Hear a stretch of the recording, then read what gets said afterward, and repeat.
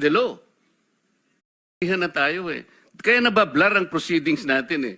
Kaya nga kinote ni, siguro, ang chairman kanina gusto kong ituloy ito. Sinabi niya, nagpa-interview siya, na goodwill and sincerity should be done para i-test.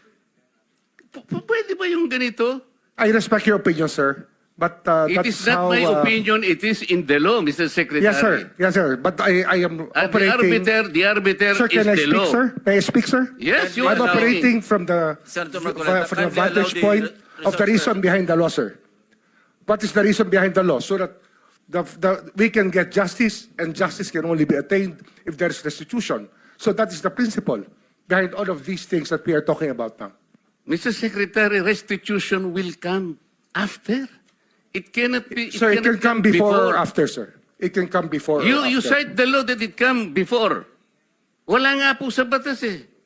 Sir, Huwag po ninyo babaguhin ang batas, Mr. Secretary. we are operating on a unique set of facts, and we are, all of these matters are being evaluated because the gravity of this financial crime cannot be underestimated, and that the more assets that we're able to preserve at the outset, the better for our country, sir. Mr. Secretary, I'm very sorry for such a reasoning like that.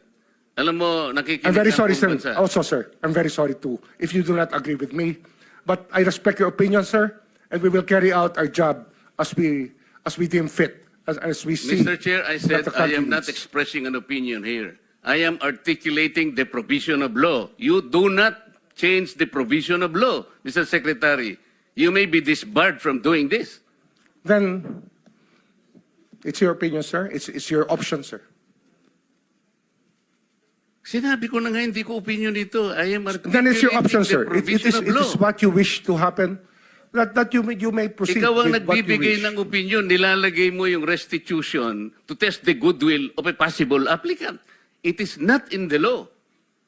Unless you are able to point out the provision of law that it come before. Hindi ganun eh. Sabi mo na nga, and we admitted, impliedly instituted ang civil liability, but this will come eventually after the court has pronounced kung magkano ang ibabalik niya, kung meron man. Not before. Thank you, Mr. Chair.